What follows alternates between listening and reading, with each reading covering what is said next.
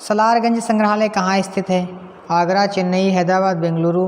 तो सलारगंज संग्रहालय भैया आपके हैदराबाद में स्थित है, आप सभी को पता होगा हैदराबाद में स्थित है। जिन भी भाई बहनों ने ऑप्शन में सी लगाया है उनके उत्तर बिल्कुल सही हैं। चलते हैं अगले प्रश्न की ओर। अगला प्रश्न कह रहा है आपसे कि पृथ्वी पर जल की मात्रा कितनी प्रतिशत है? जल की मात्रा पूछी जा रही है। सबको पता है यह प्रश्न बड़ा सरल है, यह प्रश्न बहुत ही सरल है, इसमें बताने जैसी कोई बात नहीं है। चलिए दोस्तों अगला प्रश्न देख लेते हैं। अगला प्रश्न क्या कह रहा है? अगला प्रश्न कह रहा है आपसे क्रिकेट के जन्मदाता किस देश को माना जाता है? भारत, इंग्लैंड, श्रीलंका, पाकिस्तान। क्रिकेट का जन्मदाता किस देश को माना जाता है? सबको पता है इंग्लैंड को माना जाता है। जिन भी भाई बहनों ने ऑप्शन में बी लगाया है उनके उत्तर भैया बिल्कुल सही हैं। B is the correct answer. चलते हैं अगले प्रश्न की ओर। अगला प्रश्न देख लेते हैं भैया। अगला प्रश्न कह रहा है भारतीय सर्वेक्षण विभाग का मुख्यालय कहाँ स्थित है? भारतीय सर्वेक्षण विभाग का मुख्यालय पूछा जा रहा है भैया। ऑप्शन ए है मुंबई, बी है बेंगलुरु, सी है चेन्नई, डी है देहरादून। तो हम आपको बता दें भैया भारतीय सर्वेक्षण विभाग का मुख्यालय जो है वे आपके देहरादून में स्थित है। जिन भी भाई बहनों ने ऑप्शन में डी लगाया है उनके उत्तर बिल्कुल सही हैं। चलते हैं अगले प्रश्न की ओर। अगला प्रश्न देख लेते हैं भैया। 38 नंबर प्रश्न कह रहा है आपसे इंदिरा गांधी परमाणु अनुसंधान केंद्र की स्थापना कब हुई थी? तो पहला ऑप्शन है आपका 1931, बी है आपका 1953, सी है 1961 और डी है आपका 1971। चलिए फटाफट से बताइए दोस्तों इंदिरा गांधी परमाणु अनुसंधान केंद्र की स्थापना कब हुई थी? तो हम आपको बता दें भैया वह आपके 1971 में हुई थी। जिन भी भाई बहनों ने ऑप्शन में डी लगाया है उनके उत्तर बिल्कुल सही हैं। चलते हैं अगले प्रश्न की ओर। अगला प्रश्न देख लेते हैं। अगला प्रश्न कह रहा है भैया आपसे अंतर्राष्ट्रीय ओलंपिक समिति की स्थापना कब हुई थी? ऑप्शन ए है आपका 1884, बी है 1889, सी है 1894 और डी है 1890। अंतर्राष्ट्रीय ओलंपिक समिति की स्थापना कब हुई थी? तो हम आपको बता दें भैया अंतर्राष्ट्रीय ओलंपिक समिति की स्थापना हुई थी वह आपके 1994 में हुई थी। जिन भी भाई बहनों ने ऑप्शन में सी लगाया है 1994 उनके उत्तर बिल्कुल सही हैं। चलते हैं अगले प्रश्न की ओर। अगला प्रश्न देख लेते हैं भैया। अगला प्रश्न क्या कह रहा है? अगला प्रश्न कह रहा है बाल दिवस कब मनाया जाता है? ऑप्शन ए है 14 जनवरी, बी है 11 नवंबर, सी है 21 जनवरी, डी है आपका 14 नवंबर। बाल दिवस कब मनाया जाता है? तो आप सबको पता है भैया चिल्ड्रंस डे कब मनाया जाता है? 14 नवंबर को मनाया जाता है। सबको पता है, सब बच्चे जानते होंगे 14 नवंबर के, तो स्कूल से जानते होंगे, छोटे बच्चे होंगे तब से जानते होंगे। चलिए अगला प्रश्न देख लेते हैं भैया। 40 नंबर प्रश्न देख लेते हैं। 40 नंबर प्रश्न कह रहा है घना पक्षी अभ्यारण्य किस राज्य में स्थित है? घना पक्षी अभ्यारण्य किस राज्य में स्थित है? ऑप्शन ए है कर्नाटक, बी है छत्तीसगढ़, सी है राजस्थान, डी है आपका मध्य प्रदेश। घना पक्षी अभ्यारण्य कहाँ स्थित है? तो हम आपको बता दें भैया घना पक्षी अभ्यारण्य जो है वह भैया राजस्थान में स्थित है। जिन भी भाई बहनों ने ऑप्शन में सी लगाया है उनके उत्तर भैया बिल्कुल सही हैं। चलते हैं अगले प्रश्न की ओर। अगला प्रश्न देख लेते हैं। अगला प्रश्न कह रहा है आपसे भाखड़ा नागल बांध किस नदी पर बनाया गया है? नर्मदा, सतलुज, कृष्णा, गोदावरी। ये बड़ा सरल प्रश्न है, बहुत अच्छा प्रश्न है। आप सबको पता होगा कि भाखड़ा नागल बांध आपके सतलुज नदी पर बनाया गया है। जिन भी भाई बहनों ने ऑप्शन में बी लगाया है सतलुज नदी उनके उत्तर बिल्कुल सही है भैया। अगला प्रश्न देख लेते हैं। अगला प्रश्न कह रहा है आपसे विश्व में कोयले का सबसे बड़ा उत्पादक देश कौन है? कोयले का सबसे बड़ा उत्पादक देश कौन है? भारत, रूस, चीन, जापान। चलिए फटाफट से बताइए दोस्तों विश्व में कोयले का सबसे बड़ा उत्पादक देश कौन सा है? तो हम आपको बता दें वह भैया आपका चीन है। जिन भी भाई बहनों ने ऑप्शन में सी लगाया है उनके उत्तर बिल्कुल सही हैं। चलते हैं अगले प्रश्न की ओर। अगला प्रश्न देख लेते हैं भैया। अगला प्रश्न कह रहा है आपसे महाराष्ट्र राज्य की राजधानी कौन सी है? गोवा, मुंबई, नासिक, लातूर। गोवा, मुंबई, नासिक, लातूर। महाराष्ट्र राज्य की राजधानी पूछी जा रही है भैया, तो वह भैया आपकी मुंबई है, सबको पता है। जिन भी भाई बहनों ने ऑप्शन में बी लगाया है उनके उत्तर बिल्कुल सही हैं। B is the correct answer. चलते हैं अगले प्रश्न की ओर। अगला प्रश्न देख लेते हैं भैया।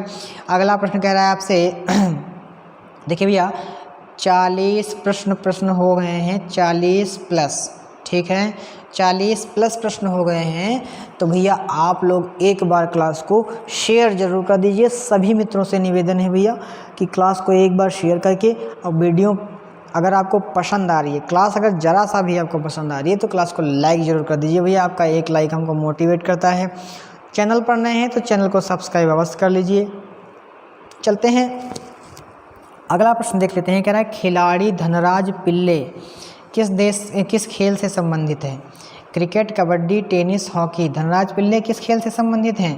तो आपको पता होना चाहिए भैया, जो धनराज पिल्ले हैं ये आपके हॉकी से संबंधित हैं। जिन भी भाई बहनों ने ऑप्शन में डी लगाया है उनके उत्तर बिल्कुल सही है। चलते हैं अगले प्रश्न की ओर। अगला प्रश्न देख लेते हैं भैया। अगला प्रश्न है, फ्रेंच ईस्ट इंडिया कंपनी की स्थापना कब हुई थी? 1644, 1646, 1652, 1664। फ्रेंच ईस्ट इंडिया कंपनी की स्थापना कब हुई थी? आप सबको पता होगा कि फ्रेंच ईस्ट इंडिया कंपनी की स्थापना जो है 1664 ईस्वी में हुई थी। जिन भी भाई बहनों ने ऑप्शन में डी लगाया है उनके उत्तर बिल्कुल सही है। D is the correct answer. चलते हैं अगले प्रश्न की ओर। अगला प्रश्न देख लेते हैं। अगला प्रश्न कह रहा है आपसे, साइलेंट वैली कहाँ पर स्थित है? केरल में, मेघालय में, सिक्किम में, उड़ीसा में। साइलेंट वैली कहाँ पर स्थित है? वेरी वेरी इंपॉर्टेंट क्वेश्चन आ चुका है भैया। वेरी वेरी इंपॉर्टेंट क्वेश्चन, बहुत ही अच्छा प्रश्न है, बहुत ही महत्वपूर्ण प्रश्न है। साइलेंट वैली कहाँ स्थित है? आप सबको पता होना चाहिए, केरल में स्थित है साइलेंट वैली। जिन भी भाई बहनों ने ऑप्शन में ए लगाया है उनके उत्तर बिल्कुल सही हैं। चलते हैं अगले प्रश्न की ओर। अगला प्रश्न देख लेते हैं भैया। अगला प्रश्न कह रहा है आपसे कि गोबी मरुस्थल कहाँ स्थित है? जापान, ब्राज़ील, मंगोलिया, रूस। गोबी मरुस्थल कहाँ स्थित है? तो हम आपको बता दें भैया, गोबी मरुस्थल मंगोलिया में स्थित है। जिन भी भाई बहनों ने ऑप्शन में सी लगाया है मंगोलिया, उनके उत्तर बिल्कुल सही है। चलते हैं अगले प्रश्न की ओर। अगला प्रश्न देख लेते हैं भैया।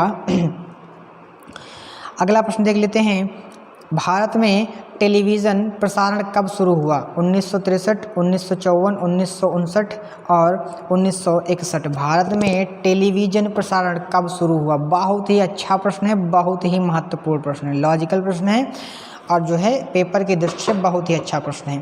भारत में टेलीविज़न प्रसारण कब शुरू हुआ? तो हम आपको बता दें भैया, भारत में टेलीविज़न प्रसारण 1959 में स्टार्ट हुआ था।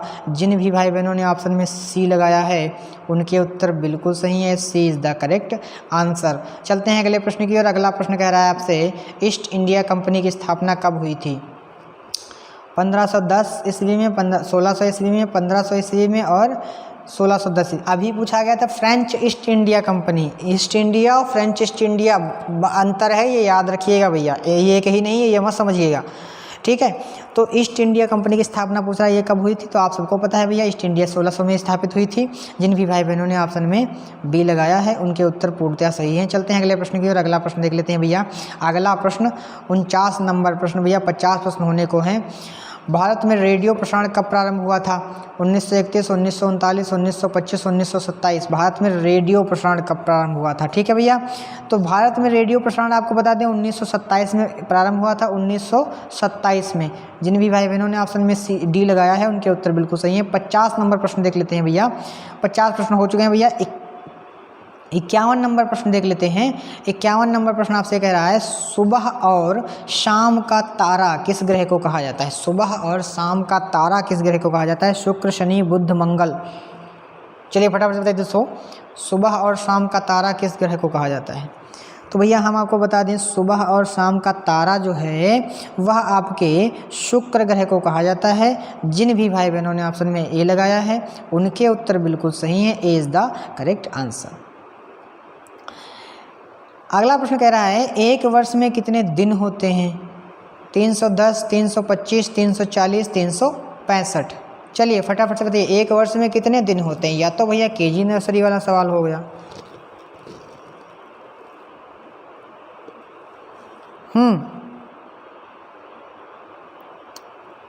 अच्छा, 365 होते हैं, ये तो आपने टिक कर लिया, ठीक है। लेकिन अगर कहीं आपको ये लिखा दिख जाए तब क्या करेंगे? अगर बताया जाए कि 366 होते हैं तो क्या करेंगे? उस स्थिति में आप क्या करेंगे? तो भैया उस स्थिति में करेंगे कि यह लीप ईयर होता है, और जो लीप ईयर होता है उसमें जो है 366 दिन होते हैं उस वर्ष में। ये ध्यान रखेंगे, ठीक है। अगला प्रश्न देख लेते हैं। अगला प्रश्न कह रहा है, एक महीने में कितने सप्ताह होते हैं? इसमें बताने जैसा कुछ नहीं, 4 सप्ताह होते हैं भैया। एक वर्ष में कितने सप्ताह होते हैं ये देख लो थोड़ा सा। एक वर्ष में कितने सप्ताह होते हैं? 51, 52, 54, 55। एक वर्ष में कितने सप्ताह होते हैं? सबको पता है भैया कि 52 सप्ताह होते हैं। गलत नहीं होना चाहिए किसी का, 52 सप्ताह होते हैं। कितने भाई ने हमारे गलत किए? देखो बहुत लोग कह रहे हैं 55 नहीं होते भैया। चलिए अगला प्रश्न देख लेते हैं। अगला प्रश्न कह रहा है आंध्र प्रदेश की प्रसिद्ध नृत्य शैली कौन सी है? कुचिपुड़ी, कथकली, घूमर, कोलट्टम। चलिए फटाफट से बताइए दोस्तों, आंध्र प्रदेश की प्रसिद्ध नृत्य शैली कौन सी है? आंध्र प्रदेश की तो सबको पता है भैया, इसमें कुछ सोचने जैसा है ही नहीं, कुचिपुड़ी है। जिन भी भाई बहनों ने ऑप्शन में ए लगाया है कुचिपुड़ी, उनके उत्तर बिल्कुल सही हैं। Kuchipudi is the correct answer. चलते हैं अगले प्रश्न की ओर। अगला प्रश्न देख लेते हैं। अगला प्रश्न, नोबेल पुरस्कारों